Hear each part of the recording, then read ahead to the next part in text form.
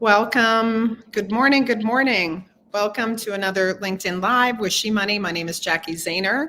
We'll just give everyone a few seconds to join. We thought about music today, but frankly, I'm not sure what music to pair with. I had some really happy, perky music, and then I had really sad music. So I ended up going with no music this morning. But welcomed, always so honored when you're joining us live. This will also exist as a recording for many to view later. Which is such a wonderful way to do it here in part on the LinkedIn platform. So again, welcome. If you want to post a little bit in the chat, if you want to say where you're joining from, what you're most curious about in the conversation today, please feel free to post. And I'll also say just on the outset, we will be monitoring the chat throughout the conversation today. So if you have questions, if you have comments, if you have resources, articles, anything you want to share, please feel free to post it in the chat. Well, with that, I think we'll get started. Good morning again. My name is Jacki Zehner. I am the founder of She Money. We are based here in Park City, that's where I'm joining you from today. And I write the She Money newsletter on LinkedIn. If you are not a subscriber, I encourage you to be, and please share it out. We have been growing our subscriber base. We're up to just over 165,000 direct subscribers, but would love it to get to 1,065,000 direct subscribers. So please share it out. And in fact, this conversation today is based on my most recent newsletter, where we did in fact talk about this data and the launch of a new platform, social media platform called Up. So our topic today is women in social media. We'll be discussing a little bit more detail, the results of some new research, explore the business model of many of these platforms, and imagine together what if social media actually worked better for women. Again, this is a compliment to our most recent newsletter if you haven't seen it. I'm going to welcome and introduce two guests shortly, but before I do, I just want to take a minute to share something more personal. I walked in pretty hot this morning in preparation for this conversation today, and I will say one of the reasons that was true is I decided when I was preparing for this and exploring some of the issues which we're going to talk about today, including some of the online hostility that shows up often for women when they post and write online. I went down a bit of a rabbit hole and pulled out my hate emails that I've received since I started writing. And it was pretty hard to read some of these. I started blogging personally in 2009. A lot of my old posts no longer exist online. And one of the reasons I took them down is because as much as I had a lot of support, there were a lot of scary things and comments that showed up for me as well. And one of the main reasons I migrated many, many years ago over to LinkedIn was because of how I felt more cared for on this platform and had the ability to block comments and to stop people from following me and vice versa. And so this conversation we're having today with this new research is deeply personal to me as someone who has showed up and tried to amplify things I care about, people, issues for, almost 20 years since this barely started. So I'm going to refer to a lot of my notes today to try to keep on point, but I just want to honor that for people that are even watching this, it takes a lot of courage to show up online sometimes, especially as a woman, especially as folks talking to things that might not be popular opinion, though I don't think that's necessarily true for what I write about. But I just want to acknowledge what I'm feeling and showing up with today, and just thank you for holding space for me in this conversation that we're going to have.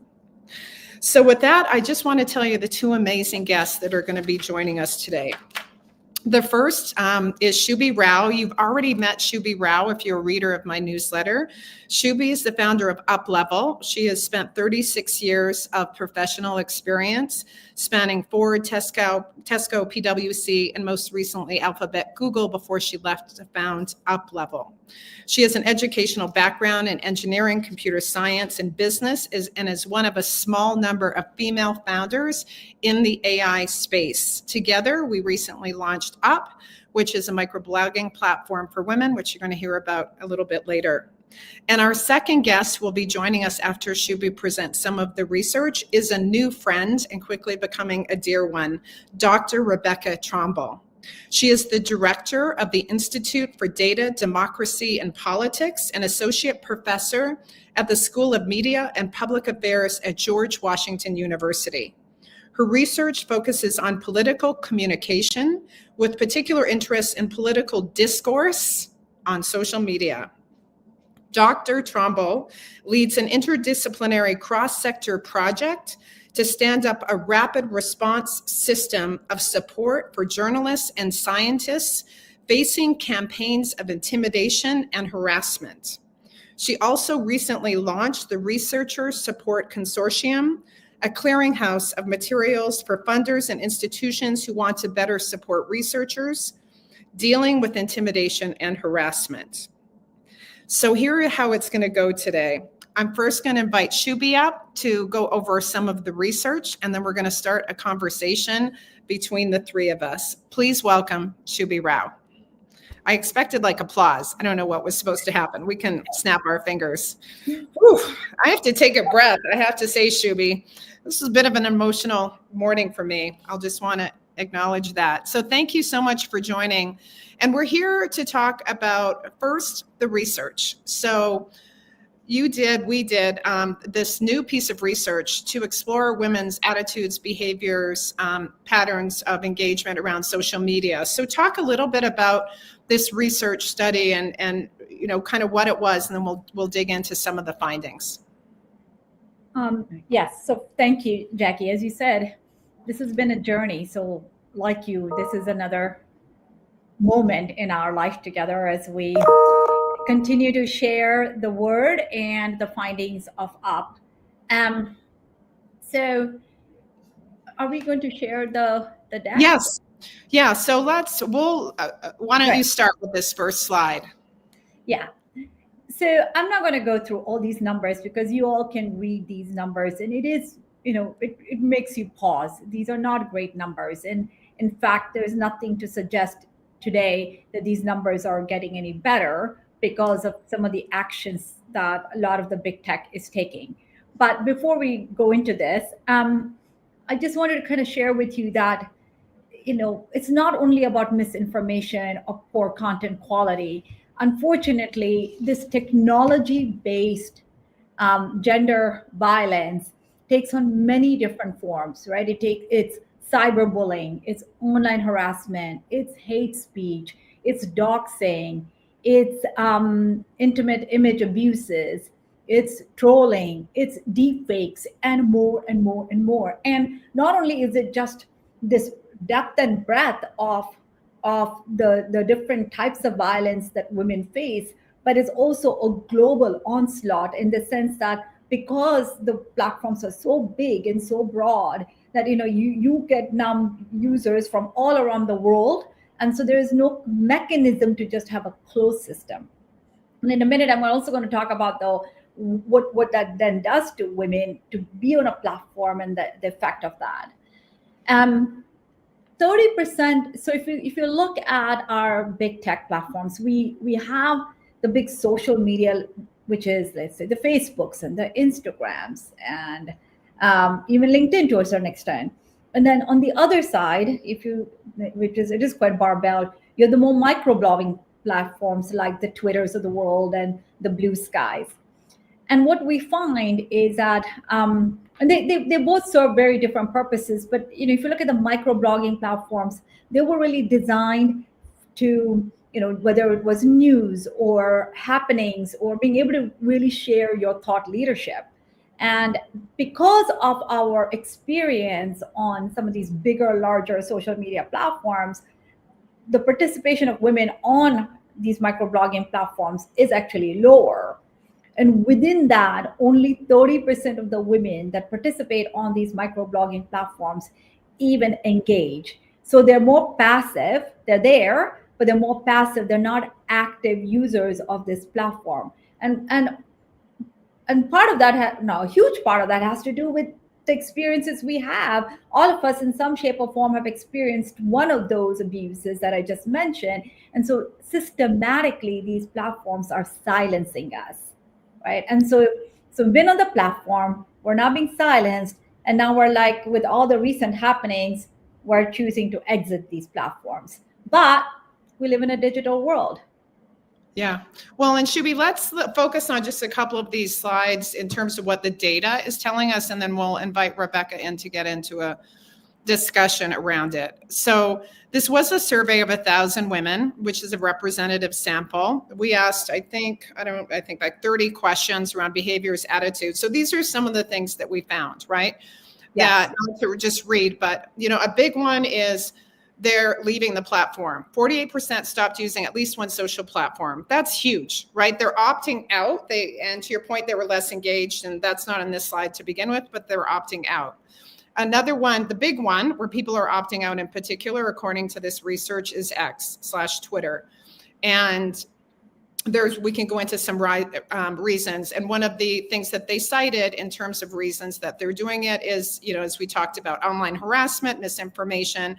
To your point, things that we can assume are true and have been probably true in our personal experience, but now that we have the data to prove it. Yeah. So let's just talk to this next slide for a minute, because there's issues of safety that come up, right? And issues, let's go back one, and issues of privacy.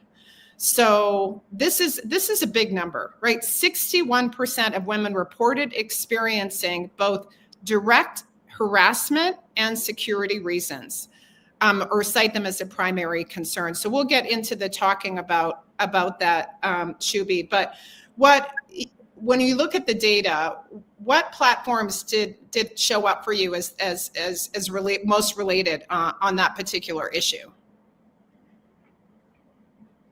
It has changed over the years. So in some ways, these platforms, unlike how we're building up, because we have sort of the advantage of looking into the rearview mirror, these platforms started perhaps in a more innocent and naive place, whereby a lot of the safety measures, moderation measures, etc., were not put in. So one of the oldest social media platforms was Facebook, right? And it was started on campuses and connecting students. So it really started in a pretty innocent place in many ways.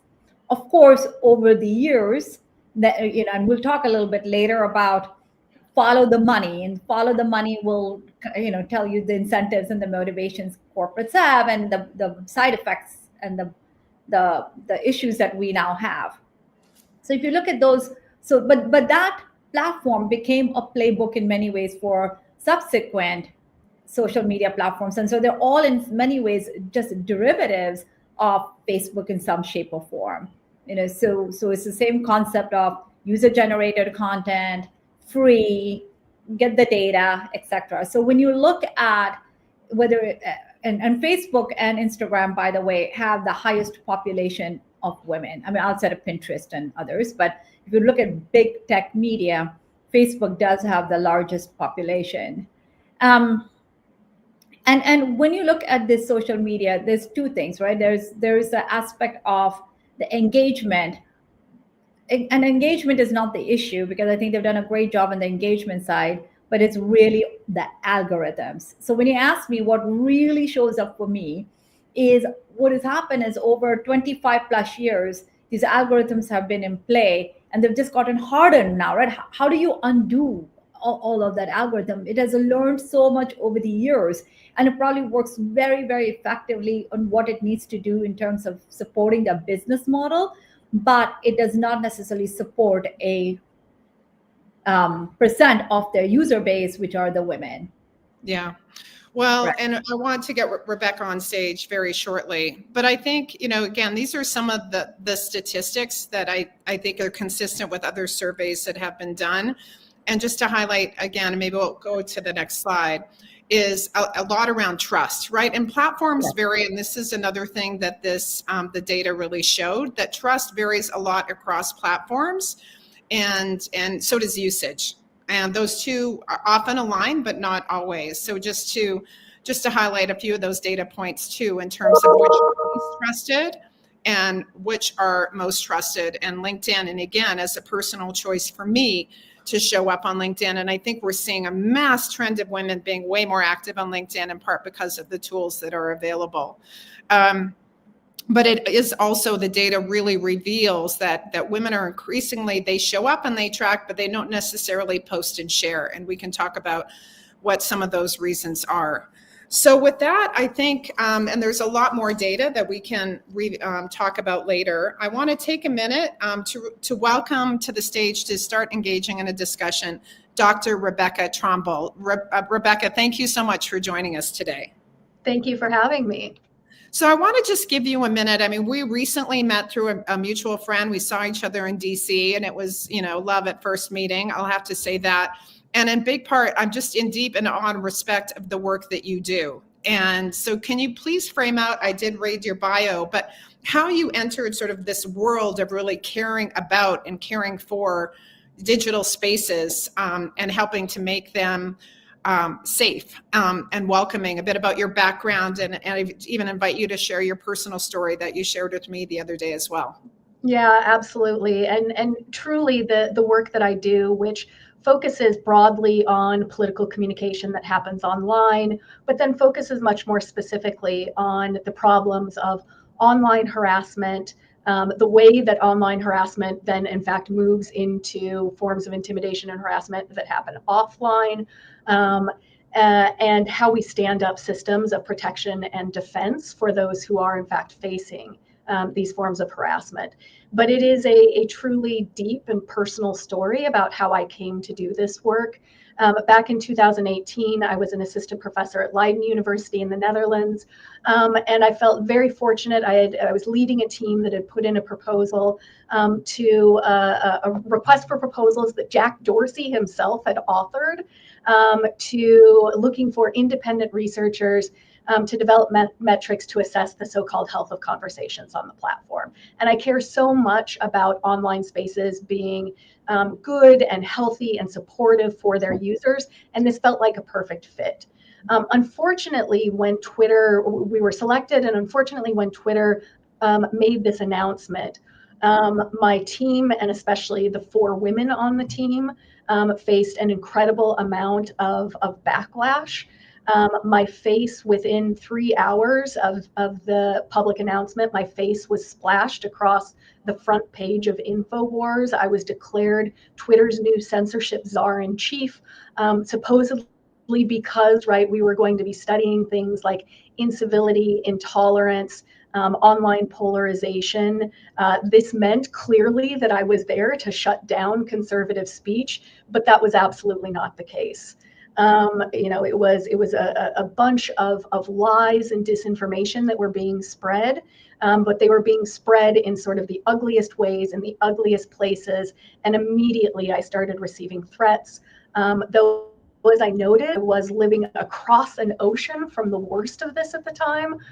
There were a number of serious bad actors in the Netherlands itself that picked up on this and issued threats. And I had to move offices, and I had to have extra police patrols in front of my house. It was a really, really harrowing experience. And so for me, the way that it took me about 6 months to get my feet back under me again. But once I did, I felt like the way that I could take my power back was to do much more of this work specifically on online and hybrid forms of harassment, better understand how other experts like myself, journalists, other scientists, are experiencing these things and what their unmet needs are, so how we can stand up these systems to defend them. And that's precisely what I've created, particularly leading work on Expert Voices Together, which is a project run out of a project of George Washington University, but is currently being run by our collaborators and partners at Right to Be, the incredible anti-harassment organization. Well, thank you, Rebecca. And when we had our pre-call, what showed up for me, and this is, tied to my own experience as well, is this idea, and you were an expert voice, right, in this case. And again, it was 7 years ago, and so much has even advanced in terms of the weaponry around social media that is present now. But, and the organization you stood up with Expert Voices. And obviously, we are living in a very charged environment right now where certain language is becoming, well, so much more is becoming politicized, and the ability to see social media for what it is, it can be on the positive side, sharing, amplifying, connecting. On the other side, it's ganging up on, it's bullying, it's all the things that we mentioned. But this idea that it's being increasingly targeted towards expert voices. That's right. And to silence them and to discredit them and to bring this fear. And in fact, that came out with our research when we asked about the reasons why people are leaving. We get this, okay, it's mental health. Well, why is it mental health, right? What are you experiencing such that you're opting out, and what is lost when we do that? So maybe speak a little bit more to this work around what you're seeing with expert voices, because you're talking about researchers that are doing research on what, that are talking up about what. And then Shubhi will bridge it into what we found in the data as well. So specifically in the realm of science and research, what we're finding is that there are 4 key categories of work where scholars are under the greatest pressure at the moment. Unfortunately, we are in a moment where across the board, scientists and scholars are under attack. But as we work to support our colleagues, we're seeing really 4 areas that are under greatest threat at the moment. Anyone who does work on climate science is under incredible pressure, is receiving all sorts of harassment, threats, being defunded, and so on. Those who do work in the tech accountability space, including research on mis and disinformation. Those who are doing work in health equity spaces, trying to help, anything on vaccine and especially access to good healthcare measures. And then last and certainly not least, anyone doing research on gender, race, ethnicity, sexuality. All of these areas of work are being targeted right now, and scientists, scholars are under incredible pressure. Yeah, thank you for sharing that. And we're going to be posting in the chat some resources, including a toolkit that you developed that can be disseminated across, especially universities, anyone doing research. And I just encourage anyone, use the chat if you're comfortable sharing stories or sharing how you're responding in this moment, whether you've experienced things like this online as well. We just appreciate your sharing of stories. So Shubhi, in our research, and I know it much informed why you're doing what you're doing, this is validating, right? Like what Rebecca is saying. So share a little bit about what was discovered through this research as the reasons why women have been stepping back and away. And more importantly, perhaps, or as importantly, is what is lost when we do in terms of data, and especially in bringing in this AI revolution that we are absolutely in the moment, what this means if people are crowded out and information, voices, perspectives, research is literally disappearing from the public space. You're muted, Shubhi. So one of the first things that Rebecca just touched upon, I think this is a direct impact of why women are just shutting out of the system, just violence or harassment, etc. Like that is one. And that's very active, it's very real, and it's getting worse. And I'm going to talk about like some of the recent developments that are happening as we speak that's only going to make this worse. The second, though, is, because maybe the climate we are in, or we actually have been, and it's been underneath the surface, voices that may not necessarily agree with the tech founders that actually own a lot of these big tech platforms, is their ability to manipulate the algorithms.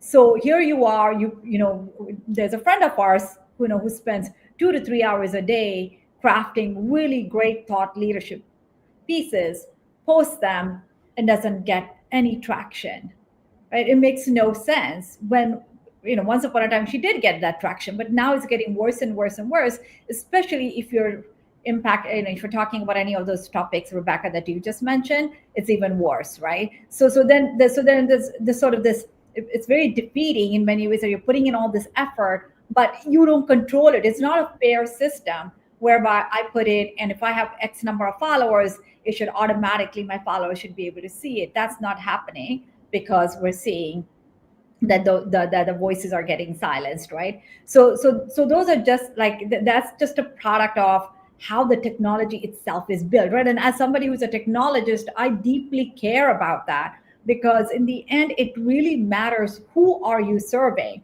Are you really serving so in our case, we're really thinking deep and long and hard about serving women. So are these big tech platforms really thinking about, is my platform serving women? Do they really roll out of bed every day in the morning and think about, is this fair to our women on this planet, right? And knowing all of this data, are we doing anything? So if we put up the slides again, you can actually see, on that very last slide, that less than 8% of the women on Twitter or X believe their data is protected. Well, and that goes, because there are no tools. Well, it goes into that point. What is the business model? Like, we always talk about follow the money, track the money. If you are not paying for the product, you are the product.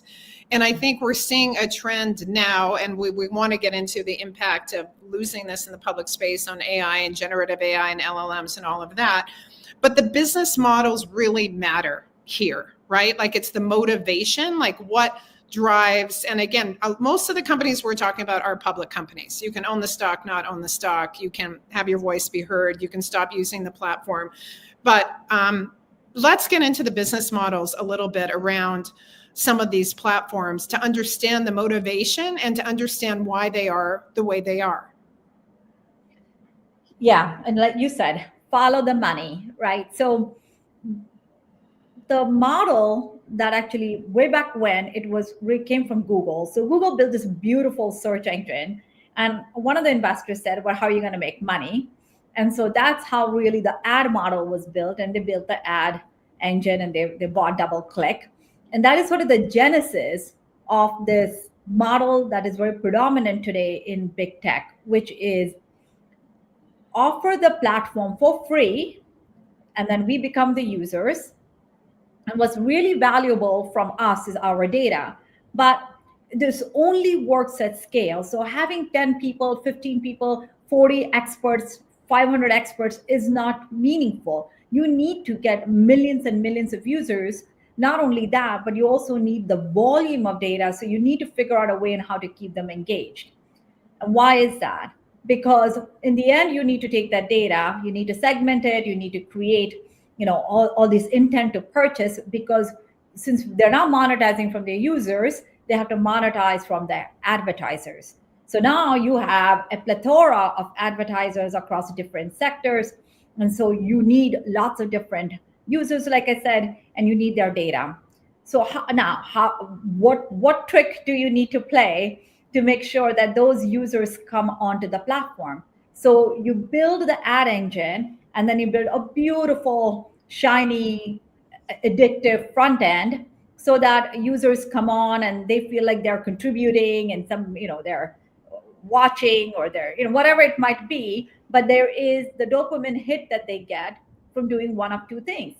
Either now they've trained, and by the way, they've trained us to be two kinds of users. One kind of user is, I need lots and lots of followers, which means I have to get on the platform. I have to put in something that's interesting that my followers are going to like, and becomes a daily addictive mechanism to continue to post. And the other is, of course, the consumers, the passive, which, by the way, is a lot of the women who spend hours and hours on the platform. So now we have two kinds of users that are delivering the KPIs that are really important to the advertiser. Because if I walk up to an advertiser and I say, hey, I want to have you as a client, the first question the advertiser is going to ask me is, how many eyeballs, how many daily active users, how many weekly active users, time in app, how much time? And those are the standard industry metrics that, for most part, you need to have very strong metrics to be able to deliver, right? So that's the game that they're in.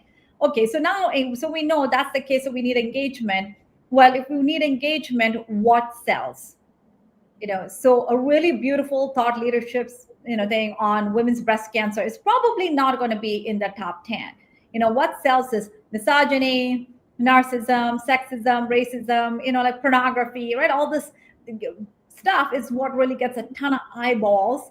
That those, a lot of times that's the stuff that gets people engaged, and so that creates this really vicious cycle.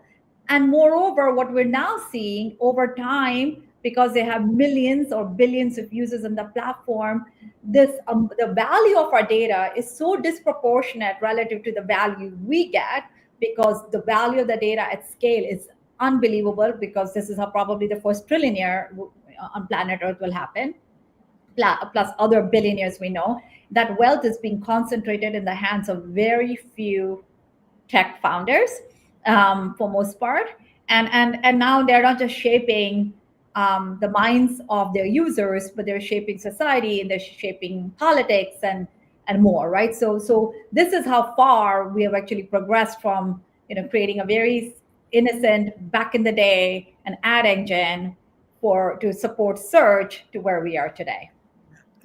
Well, thank you, Shubhi, for that explanation. And, just as a reminder, I pulled up a little history, or someone pulled up a little history for me. We're really talking recent history. I mean, social media started with 6 Degrees in 1997, Friendster 2002, LinkedIn 2003, Facebook 2004, YouTube 05, Twitter, I think 06, X 23, Instagram 2010, TikTok only 2016. So these are tools that have exploded. And I think to your point, Shubhi, you made this, we're designed to serve a certain purpose. And if there's also a lot of this, wow, it's new, it's shiny, I can connect, I can this, I can post. All of a sudden it's like, holy heck, I didn't know that. I didn't know that these pictures could be, especially now with AI. And I want to bring AI into this a little bit. Used, right? Our data, we were just kind of, myself included, like you kind of, that's fine. Who's going to want to do, awful stuff? And I think in my experience anyway, women are usually more likely, and Rebecca, I'm going to turn it over to you, to be the victims of a lot of this kind of behavior, especially online misogyny. But it's no longer an option to just say, well, which a lot of people are, I'm going to not engage, because this is how we get information. We get data. We do share and connect. We do build our platforms to sell our products and services. Now, founders, CEOs, they're all on these platforms. They never used to be, because it is a tool, an expected tool. So that's the catch-22 of it, because if we can't just opt out, right? And especially if you're an expert, who's maybe next funding, depends on how many views you get and support. So Rebecca, talk a little bit about how this is sort of landing for you in terms of within your community, that catch-22 of needing to be on it, but knowing the dangers and how it's even becoming more dangerous, and the protections, because you would go, and this was true under the Biden administration, but I don't think it's true under the current one. There was a movement towards increased accountability on these platforms, to saying these guys are never going to regulate themselves. We have to regulate them. And there's been a giant rollback on that. So that's a lot. I'm sort of dumping on you this second, Rebecca, but I know that you're in this world, and just invite your commentary. Yeah, you're right about each and every one of those things. Let me start really briefly with the research, right, on who actually becomes the targets of harassment. There have now been hundreds of studies that have investigated who is most likely to be targeted for campaigns of intimidation and harassment, and the findings are unequivocal. It is women who face not only the greatest levels of harassment, but the most severe forms of harassment, rape and death threats, threats to their children. Women are much more likely to be doxxed than men. Other marginalized and minoritized individuals, right, or members of these communities are also much, much more likely to be targeted, whether it's on the basis of religion, race, ethnicity, gender and sexuality. These are the folks who are receiving disproportionate levels and forms, for whom this harassment is particularly dangerous. And so, we have this catch-22, because especially for professional women, or people of color, right, who are in professional roles. It is really, really important that our voices are out there in the public sphere, right? If we are going to be able to break through and share our perspectives, we have to be on social media. That is the place, right, to be sharing the thought leadership that we bring to the table.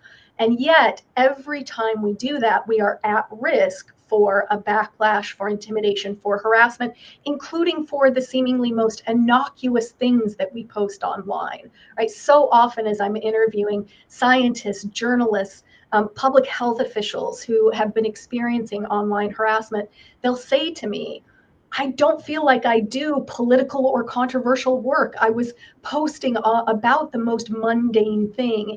And someone has decided in that moment that this is an issue that they are going to weaponize, and it comes out of nowhere. And it is true, you know, even in my own experience that I talked about back in that happened to me in 2018, we had 6 members of our team. We had 4 women and 2 men. The men were not targeted at all. It was the women whose faces showed up on the websites, who got the death threats, who got the rape threats, who were told we were, you know, hideous and ugly, and the men were completely ignored. It is just unequivocally clear that this is the unfortunate reality. Well, and there's just such real implications as we saw in the research about mental health. And it's true for me. I mean, I think, you know, ask people about their experiences on social media.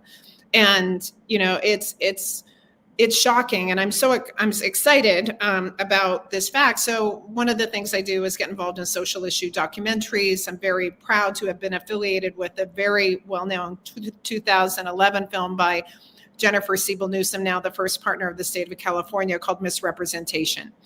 And in fact, we recently had an event around misrepresentation, a second documentary that hopefully will be coming out in the next year, that we saw a trailer for, that I'm very excited to be an executive producer around. And I just want to share a couple of facts from the film that are going to be coming out. 40% of women across the board, 80% of women in politics have been targeted with rape, death threats, and harassment. That's from Elise Nelson, CEO of Vital Voices Global Partnership. And this film in particular talks about girls. I mean, the impact of girls, the shooting, the comparing, the endless sort of pressure to be, you know, and show increasing sexualized content, because of course that's what gets the looks and the views. That's leading to just, you know, exorbitant levels of, you know, mental health issues and death and suicide. And this is not to say that there aren't challenges and problems with boys and boys' mental health as well. But it's recognizing that the weapon of these technology tools plays out differently for populations. And I was just with someone who does political training and of women leaders across, you know, both political spectrums, and said for the first time ever, it would be very hard for me to recommend that someone run for public office because of what you have to experience. And again, it's disproportionately, you know, on women. So these impacts are just super real, and, you know, it's taking its toll on your emotional well-being, your desire to take on leadership positions when leadership is affiliated with having a public persona. So this is not insignificant. So let's talk a little bit. Shubhi, I want to bring in the AI component for a minute. Then we're going to jump into imagining what should be true, right? And how we can take action in this very important category. And I'm going to bring in some of the questions that are coming in on the chat as well. But Shubhi, talk a little bit about how the AI works and you know, LLMs in particular, and because we're talking about social media and user generated content, but does it matter? Like when you think about the AI revolution and where it's going, how does this matter? What's happening, who's showing up, what's getting out there in terms of our digital futures? Yeah, you know, that's a really good question, Jackie, because this is what I was trying to say the other day when you and I were talking, which is what's happening in the world of generative AI or AI in general, plus all these social media platforms are so intricately linked. And why do I say that? Because if you think about or user-generated content, plus published content, plus machine-generated content, which also has its own sets of biases, etc.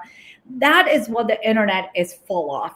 And that internet has been scraped to train our large language models, like the OpenAIs and the Llamas and the Geminis, etc., right? The big foundational models. So most recently, a good example, and this was saying it's going, the urgency is there now more than ever, because these algorithms were generated once upon a time, again, very simple, which is, here's the intent to buy, here's a cohort, this is what Jacki likes, this is her, like, I'm going to create a personalized algorithm in some ways similar to what Spotify does, right? Spotify is a good algorithm because it understands, at the beginning I told it what kind of music I like, what genres. Over time it's figured out what I enjoy, and it gives me a really good playlist, and that's awesome, right? But and it's a subscription model, so it really doesn't care in some ways. Again, of course, it will nudge me and notify me if I haven't used it for a very long time, but for most part it leaves me alone. But that is not the game most of social media is in. So algorithms are their best friends, because that is what drives really the engagement that they need. And so because of that ability that they have when they're now not just building those algorithms and being able to give you just content that's personalized to you, they need to amplify that. So now they're using the algorithms to do one of two things: personalize but amplify specific topics within that, or mute you, right? So being able to just silence. And so when you look at these algorithms, it's that ability to not only just do it at the level one algorithms, but even at so when you look at big tech platforms, there are many sub algorithms that are at play. An example would be comments. If you look at all the comments, let's say there's a post, there are comments in there, and Jacki has also, and Jacki's looking at the same post.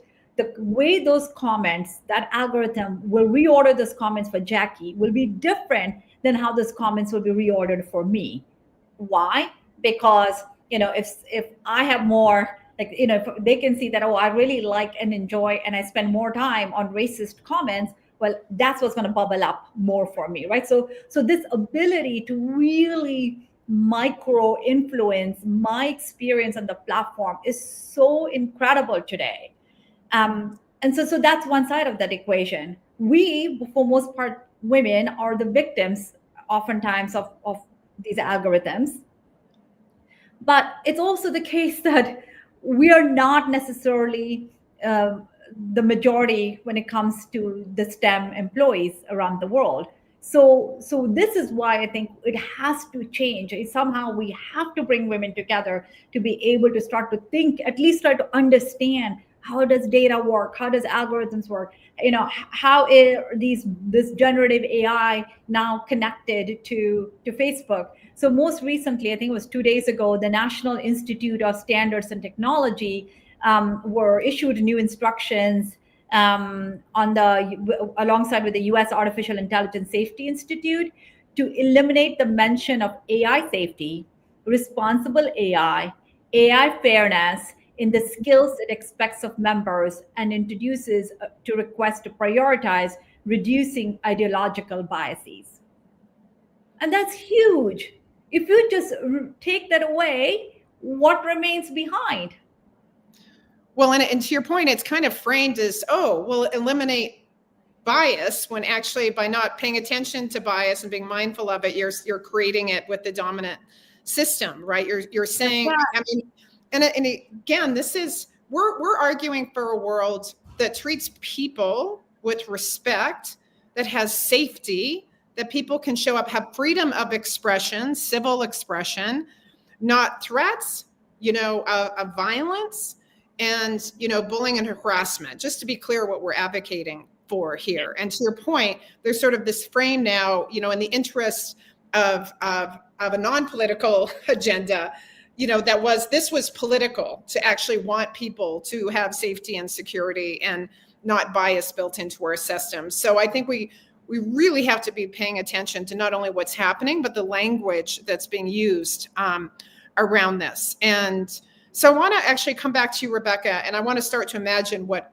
good social media and how can we create that accountability in an environment where there seems to be going down. But we're getting a lot of questions about, is it, are men always the aggressors and women's the recipient? Like, how common is it for women to be aggressors? How different is it? So when you look at the bad poop that's happening, talk a little bit about what you know about, you already said who it's happening to, but, and again, this is not that all men are doing it. Like, to be clear, we're not throwing everyone under the bus here. We're just acknowledging the facts and statistics and the data about who's doing it and who are the recipients. So can you parse that data a little bit? Yeah, this is slightly harder to track because it's not that everyone is out there shouting, oh, hey, I'm an online troll, or hey, I'm out there harassing people. But the data that we do have absolutely suggests that men tend to be the overwhelming aggressors in these spaces. It is not that women do not participate. I think I always give the example of probably, one of the most aggressive online, most well-known online harassers is Libs of TikTok, which is run by, right, we've learned within the last couple of years, which is run by a woman. And so it's not that women can't and don't engage in these behaviors, but for the most part, it truly is overwhelmingly men. That's in part because a lot of what we're seeing happening, especially in sort of dog pile campaigns of harassment, is that men are signaling to one another in normative ways. And a lot of coordination for those sorts of campaigns of online harassment are happening in spaces where men dominate. So think of the 4chans, the men's rights activist discussion groups, and so on. A lot of those are the places, and right now actually Telegram is one of the most active spaces where users are coordinating campaigns of harassment against women and others. And in each case, those are predominantly men who are operating in those spaces. And usually when women do pick up on it, it's because they observe it and they sort of jump in, but they haven't really been part of the coordination effort itself that's happening behind the scenes. And if I may add one more thing, Rebecca, as you probably know, is it's also no longer, again, we live in this naive world of just men and women, but so many of these men are training bots to be just as nasty and aggressive. So they take on personas, and that's because on LinkedIn, anybody can open up an account, or anywhere else in the world, there's really no, not in the world, but in a lot of these social media platforms. And so it's hard to tell if that really is even a person. Yeah. Well, thank you for mentioning that, Shubhi. And and let's not forget, and this is why it just hurts me, that we live in a world where there remains an epidemic of physical violence against women. So, and how many women have experienced physical violence? So, it's not like that. So when this becomes a weaponized tool for threats of violence, you hijack, you retreat, you go back, you fail to show up. And that's this film, Misrepresentation, which I can't wait to come out, because I think it is going to be a revolution when people really can sit with the unbelievable impact on the wellness and well-being of this next generation, let alone us, as me, slightly older women. But if fear causes you to retreat, right? And this is a world where, let's just deny, social media is being built up as a tool for power, right? And expression of foreign policy. When leaders are now taking to X or True Social or other platforms, if you don't go there, you don't necessarily know what's happening. So it's not a response just to say, well, I'm just tapping out of anything media, and social media being a part of that. So let's pivot in to what can we do? What does it look like? Of course, we saw from the data, people are opting out, women are opting out of those platforms. That does matter, both over time, for advertisers on that, kind of mouse wheel that we were talking about. But we're getting new business models pop up where, again, you have to pay, for what? and Rebecca, let me ask you, because I asked you, what does in your mind, where are we going with this? What is social media and platforms that actually care about us and support us? What should be true, and what should we be looking for, as consumers and places to show up? Yeah, I think that there are two trends that we're likely to see in the coming months and years ahead. One is that social media users will be looking for spaces that are more sort of carefully cultivated, that are a bit more niche, that really speak to their specific interests, so that they can go there to engage on topics and with communities, right, that reflect the things that they care about. I think that the other thing that we're much more likely to see is, and frankly need tremendously across the board, are much, much deeper forms of user control. So all sorts of tools and settings and options that the user themselves has the control over. For example, if I am really trying to ensure, right, I'm in a particular moment where I have a message of the work that I'm doing needs to get out there. And so I'm incentivized to post across social media broadly, and then I start experiencing harassment. I need powerful tools that with the flip of a switch, I can effectively protect myself in that moment, as far as going fully private on the site. But I think that also includes tools that empower users to make choices about how their data are being used, right? What algorithms are being applied, what algorithms they're engaging with, and how those algorithms are being used to collect and deploy data on their behalf. When I teach social media every semester to my undergraduate students, I have a section that's called We the Data. Not we the people, but we the data, because we as online users and social media users in particular have been turned into data, and we need to have control over that. And I think going forward, social media platforms that don't provide that are doing a real disservice to their users. Well, thank you. And what's coming to mind is The Social Dilemma as a movie. And I can't remember how long ago, but it was a long time ago now, that was like walking around and saying, even the language, right? If you are being called a user, it's because you're being used, right? If you don't buy the product, you are the product. So I want to turn it back a little bit to Shubhi. I mean, look, we just are creating a platform that is what we're calling Female Forward, a social media platform called Up, because we were a couple months ago just sitting around going, we're not on Twitter, we're not on these places. I don't want to, A, I don't want to support those business models. B, I don't want to be the product. And C, I don't feel comfortable. I don't feel safe, because that the safeguards are in place. So we did create this product, but long before we created Up, Shubhi, you've been thinking about this. And the need, like that's the problem. If you can only buy, if it's this and nothing else, your option becomes to leave, right? And this is the power of the purse, the power of our purchasing power to say, and the power of founders out there that are experiencing something. That's how great companies get born, is because you see a need in yourself, for yourself and your community, and you create it. And then people have to show up to say, yes, I want that. And yet there's huge barriers to entry to creating technology platforms. Maybe they're coming down a little bit, but Shubhi, speak to your founder's journey a little bit, and then why Up for you? Why did you decide to do this?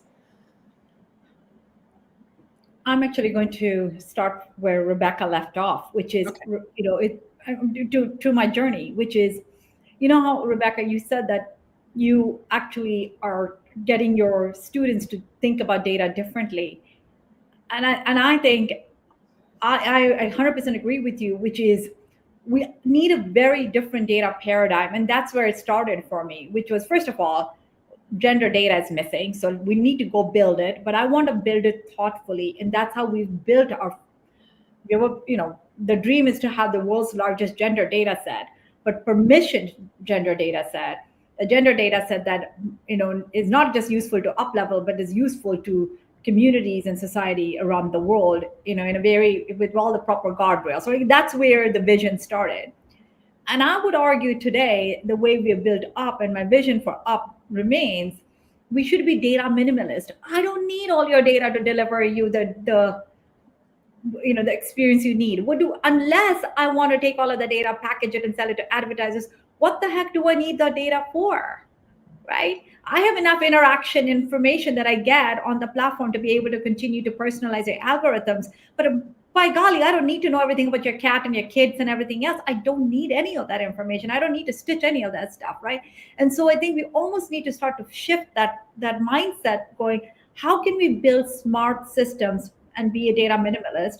And then the data that we have, it is our responsibility as a company to figure out how we keep it in a very safe space. So from day one, when we built Uplevyl, this was 4 years ago, expensive, but I made the decision to have that data outside of the United States, right? Because in a European jurisdiction, and for a little company to be compliant from day one with GDPR and SOC 2 and all of those things is an expensive cost we bear every year. And I pay 30% more for all of my servers around the globe outside of the US for that privilege, I guess. But to a certain extent, it is because it is in our DNA from day one that we want to protect the data of our women and we want to build a data minimalist system. So with some of those very strong guidelines and principles that's embedded in how we build technology, it was something that came out of me. I mean, you probably saw my background looking at how technology was built by men.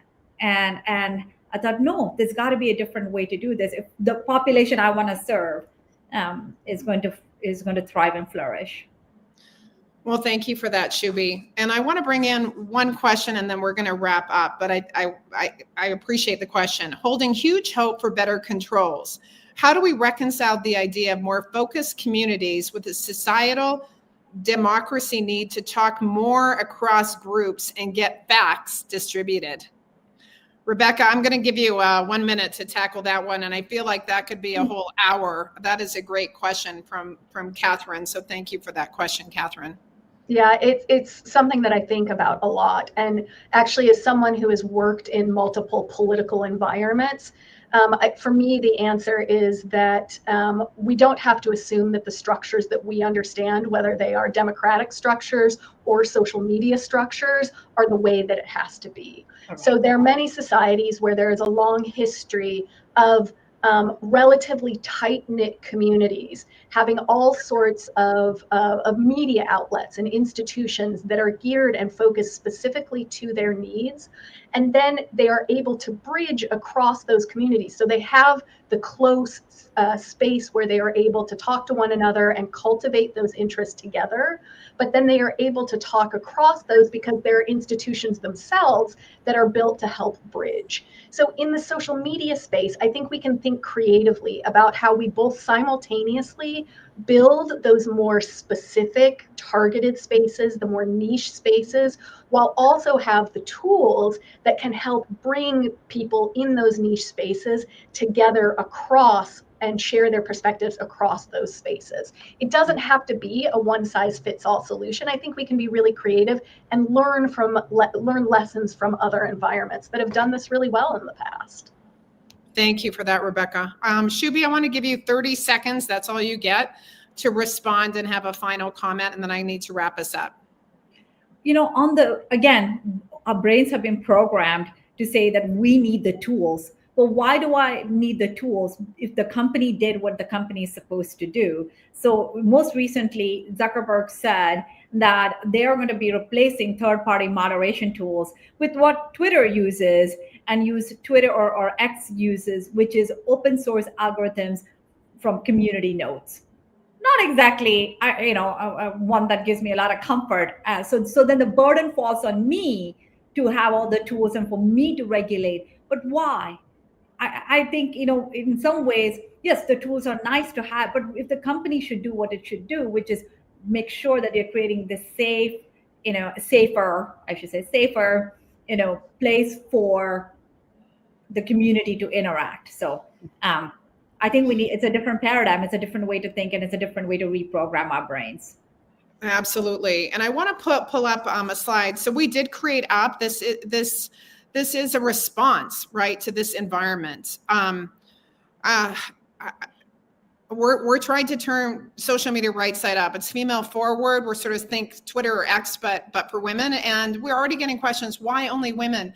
And the idea is if there were platforms that were safe for women, that respected and valued security and privacy and stood up to the extraordinary levels of abuse and harassment that happened up online, then maybe we wouldn't need that. But right now, that is just absolutely not the case. And especially in this environment where, and Rebecca, I didn't expect for you to give us a business case for Up, but you did. A place for expert voices to show up and share data and facts and amplify the incredible work that they're doing. We need platforms like this, and we need many more. As you said, we have to take these gigantic platforms and create smaller to some degree and build up. Build up. I just said up from there.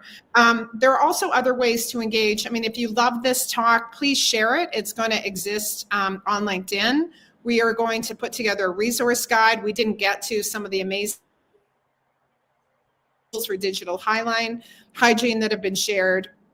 And the answer can't be for us to retreat, for us to become quiet and feel silenced in an environment that is increasingly hostile. And again, the goal is to have free speech, to treat each other with respect, and to be willing to listen to alternative perspectives. You don't have to agree with them, but you don't have to attack them either. So that is so much, and caring for each other's wellness in a digital age means being mindful of the platforms we show up on, how we show up, and how we stand up with each other.